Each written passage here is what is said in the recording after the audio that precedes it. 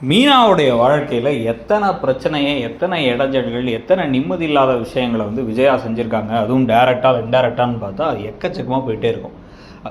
இவங்க கஷ்டப்பட்டு வந்து ஒரு வாசலில் ஒரு தள்ளுவண்டி கடையில் வந்து பூ வித்துட்டு இருந்தபோது அதை கெடுத்து விட்டதும் விஜயாவும் ரோகிணியும் சேர்ந்தான். ரோகிணியெல்லாம் வந்து அவங்க மேலே நமக்கு ஏன் பரிதாபமே வரமாட்டேங்குது. எத்தனை பேட் ஃப்ளாஷ்பேக் சோகங்கள் இருந்தாலும் கூட அவங்க எப்படி நடந்துக்கிறாங்க, எவ்வளோ ஒரு குரூர மனப்பான்மையோடு மற்றவங்களை காயப்படுத்துகிறாங்கிறது தான் நமக்கு ரோகிணியை ஒரு முழு வில்லியாக்குது.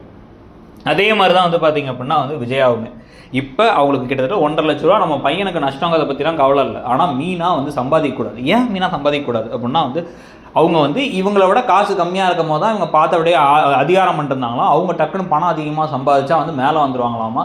அதை வந்து இவங்களால் தாங்க முடியாதாமா. வெறும் பொறாமை, ஒரு சில்லறத்தனமான பொறாமையினால் இப்போ வந்து அந்த சிந்தாமணி செஞ்ச ஒரு மோசமான விஷயத்துக்கு சிந்தாமணி வேணும்னே ஃபோர்ஜரி வேலை பண்ணிருக்காங்க. இது ஒரு கிரைம். அந்த கிரைமுக்கு சப்போர்ட் பண்ணிட்டு உட்காந்துருக்காங்க.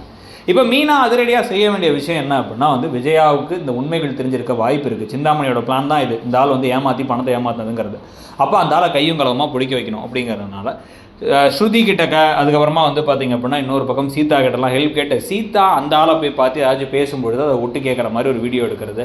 அதே மாதிரி வந்து ஸ்ருதி நேராக டான்ஸ் கிளாஸுக்கு போயிட்டு அங்கே அந்த சிந்தாமணி இருக்கும் பொழுது எதையாவது போட்டு வாங்கி அதை வீடியோ எடுக்கிறது.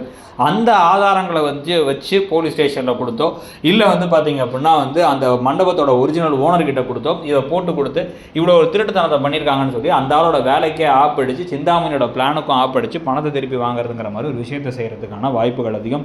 ஸோ வந்து அதுவும் முத்துவோட ஹெல்ப் இல்லாமல் கம்ப்ளீட்டாக மீனா பயங்கரமாக யோசிச்சு அவங்களாவே இறங்கி இந்த வேலையை செஞ்சு சிந்தாமணியை காலி பண்ணுறது.